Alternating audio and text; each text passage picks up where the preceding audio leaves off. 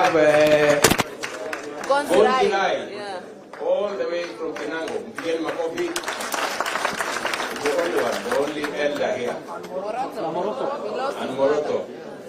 So they are the elders or ancestors?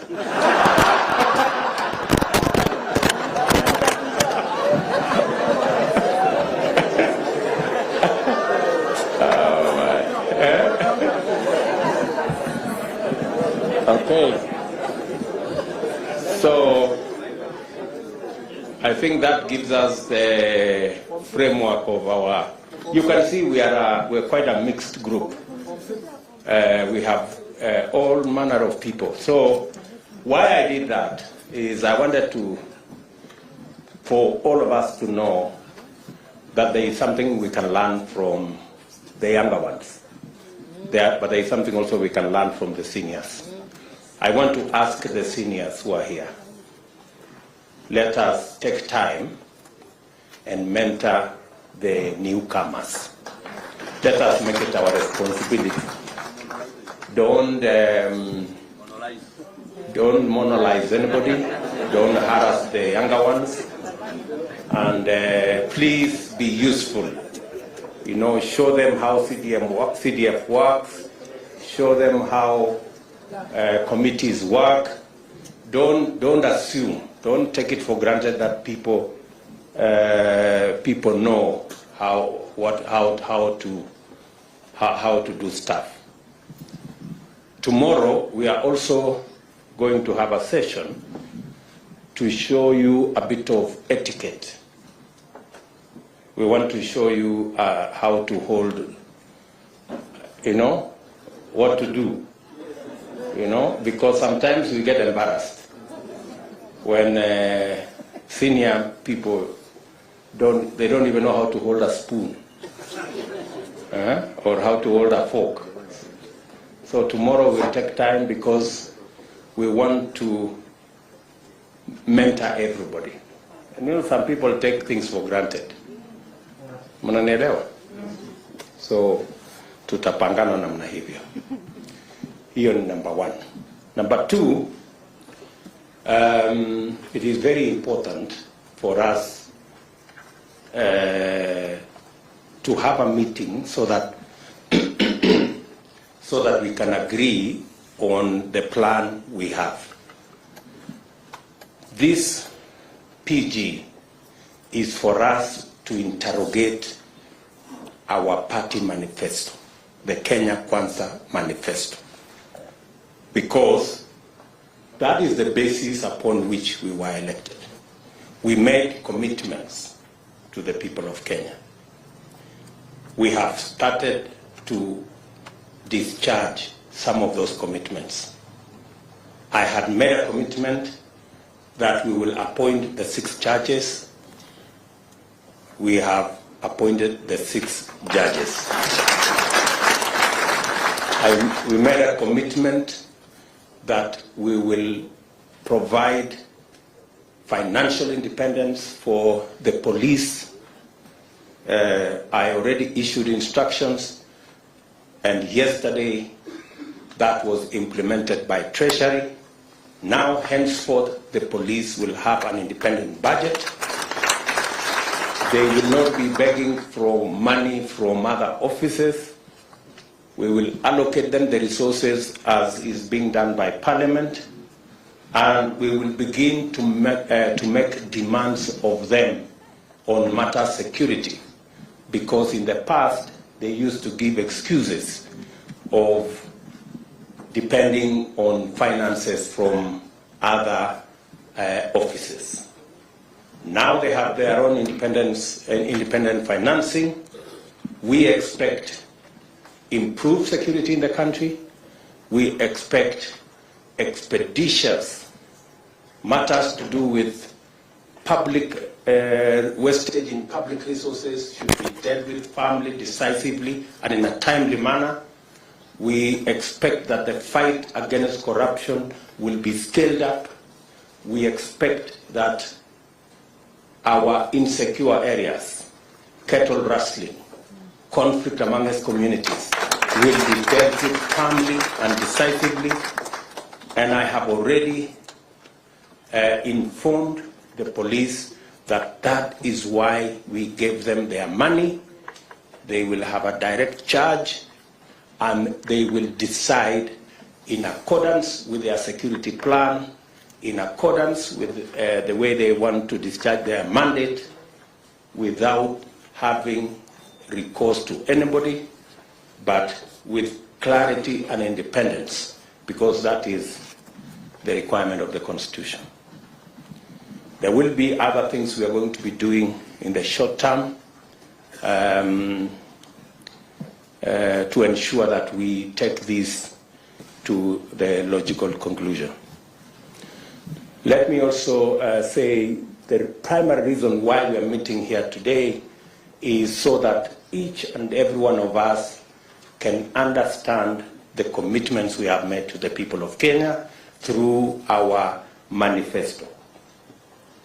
We are also going to show you the legislative program that will enable us implement that plan. And that legislative program is going to come to Parliament. It is good for you to understand ahead of time, so that when we ask you that there is this law, there are these regulations, there is this policy position that we want Parliament to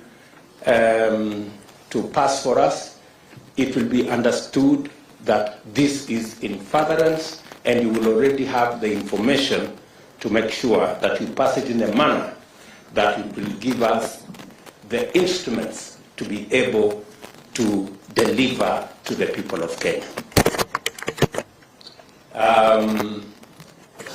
We will tell you about our housing plan.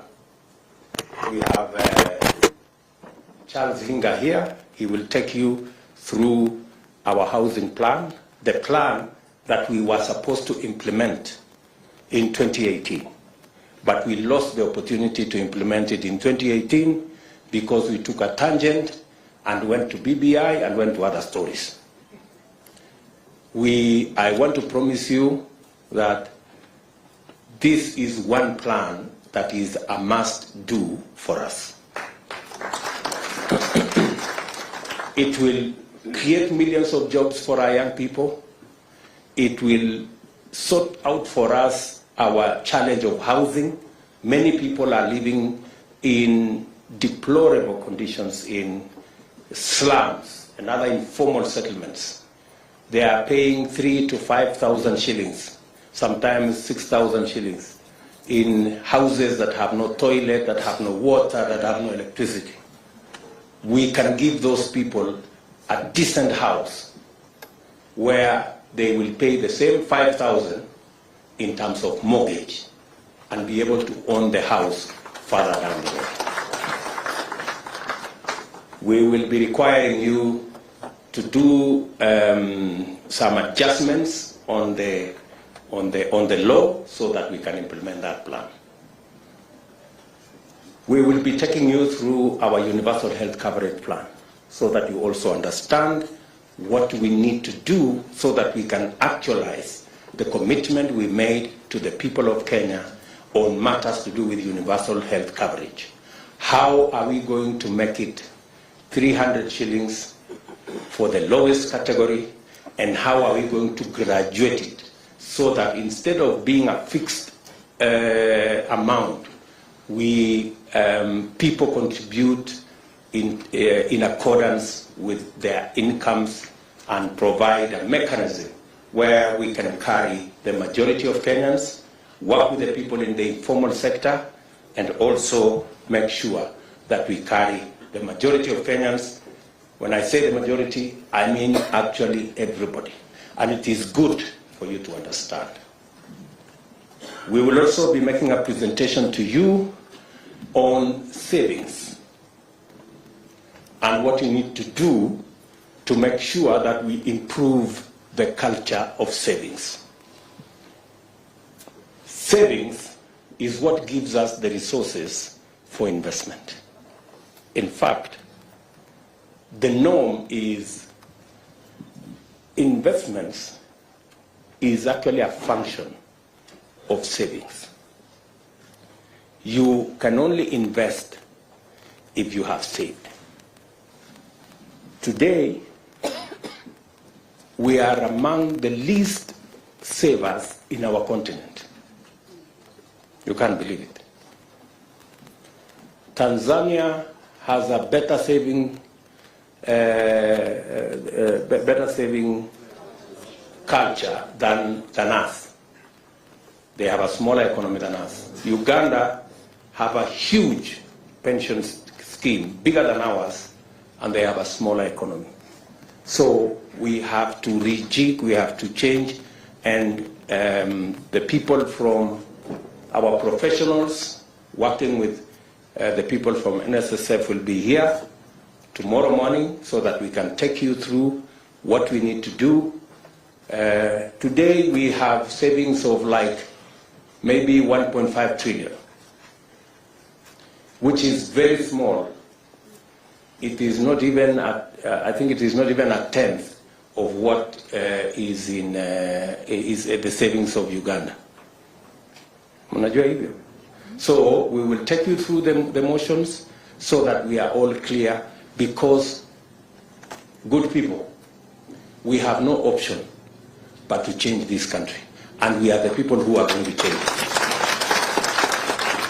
We are going to take you through our agriculture plan so that we also agree on the interventions that are necessary.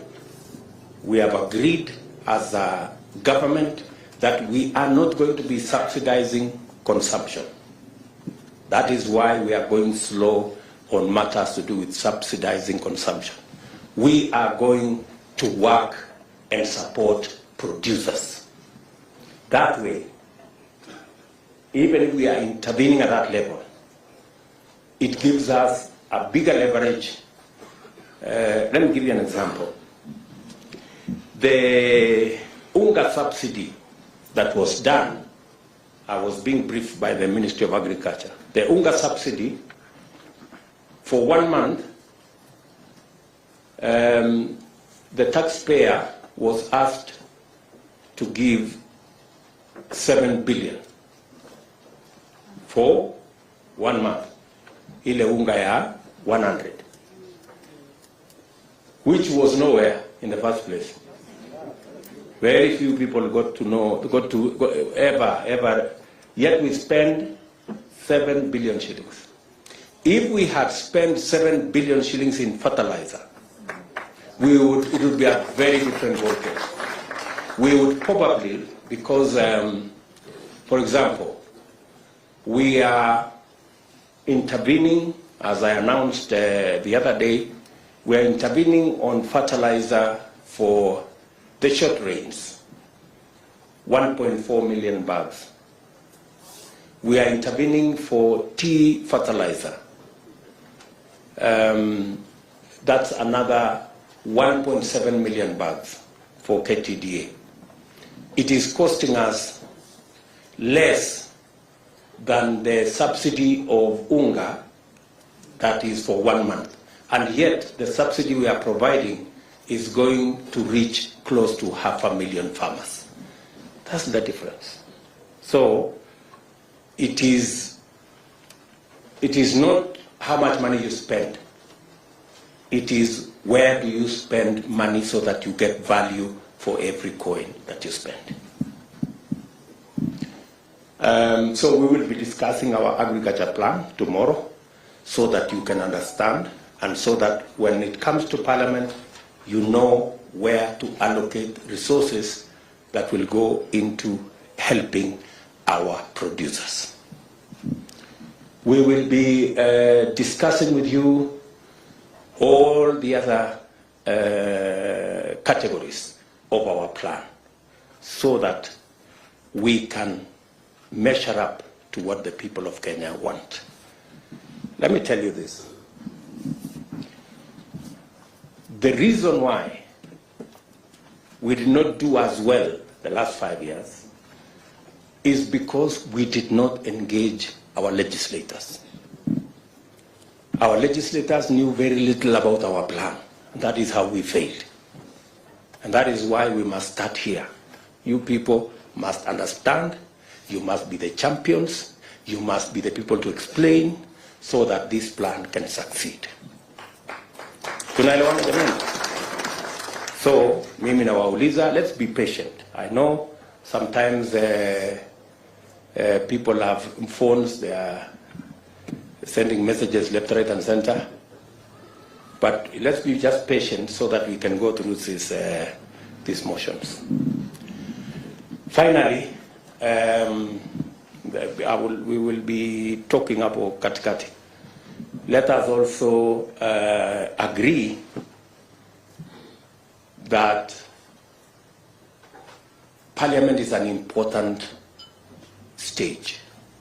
I want to tell you as members, Parliament is a premium platform. Very many people try so hard to get to Parliament. So take advantage of that premium stage. Out of 50 million Kenyans, we have only 349 in National Assembly and 67 in the Senate.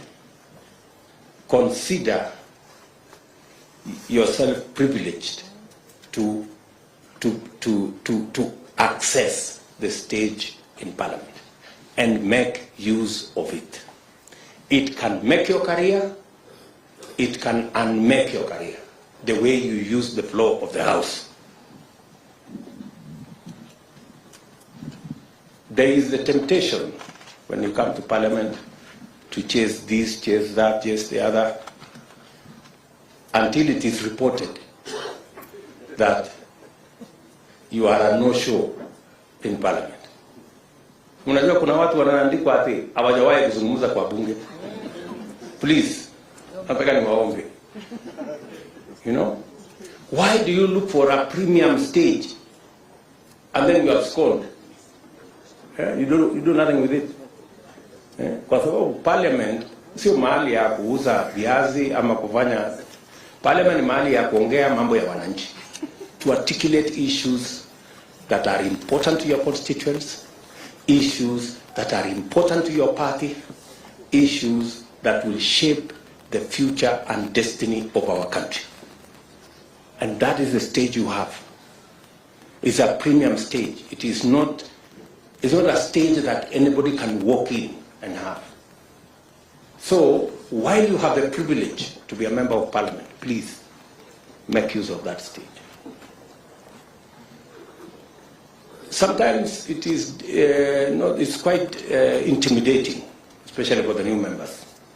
Kidogo ukisimama hapo unatetemeka kidogo, Kiswahili Kiingereza inachanganyika, but if you do it consistently, utashika network na mambo itaenda mzuri. Yeah, and many of our constituents are waiting to see. They're waiting to see you. Mbunge wetu wamesema nini kule bunge leo. I have also taken the position with my good deputy here that for purposes of proper accountability of government, we are going to work on the standing orders so that our CSS can come to Parliament and you can ask them questions directly about your constituents, so that we can improve the accountability of our government, the accountability of our ministers, because in any case, the ministers don't have any constituency to attend to. So their constituency is Parliament. Are we together? So make use of that platform. I am happy to note that our competitors have said they will provide oversight of our government. And we welcome our competitors' assertion that they will take seriously their oversight role over our government. We believe that the efficiency of any government is also dependent on how much we are kept on our toes. So I want to tell our good friends on the other side of the political divide, welcome to your oversight role. We are ready to be accountable. as a government, because that will make the people of Kenya get value for every commitment we make, every shilling we spend, and every plan we roll out. So we are going to work together in that manner, and we want to take this into the future. Shortly, we will be going to Parliament, and tomorrow we will have a conversation about House leadership, both in the National Assembly and in the Senate. Let me congratulate all of you. When we had the PG, we agreed that each and every one of you should be in Parliament, and you showed a great patriotism in Parliament. You were there for long hours. We elected both speakers, and both deputy speakers are members of Kenya Kwanza, and we are very proud of you guys and what you are able to do. We are going to have the leadership of the House discussion tomorrow, and collectively we are going to make a decision on who will be the leader of majority in National Assembly, in Senate, their deputies, the chief whips, their deputies, and all the other people in there. Our competitors on the other side will provide the oversight role. I have heard them try to say they have some numbers. I mean, surely, if you cannot even raise a candidate for the Speaker of Senate, what numbers do you really have? Let's just be honest with ourselves. You know, there is no need to bring a contest where there is none. We have accepted that we are not going to appoint any member of the opposition into government, because we want a vibrant opposition. We want an opposition that will keep government in check, because we have nothing to hide, and we want to run an accountable government. So we appreciate their role. We wish them well in their role, but we will play our role as effectively as we can. And members, I want to request you, with all humility, please let us take the responsibility put on our shoulders by the people of Kenya seriously. I will keep consulting. When necessary, at short notice, we will meet. We will have regular PGs so that we can all read from the same script and do the job for which the people of Kenya elected us. Asanteni sana. I do not wish to say more than that. I am here until close of business tomorrow, so tuko pamoja. Baadaye tutaenda kuota moto pale nje, tupige story baadaye na tupangane namna hiyo, si ndio? So otherwise, nawashukuru sana, and I wish each and every one of you here the very best in your career as legislators. Asanteni sana. Thank you.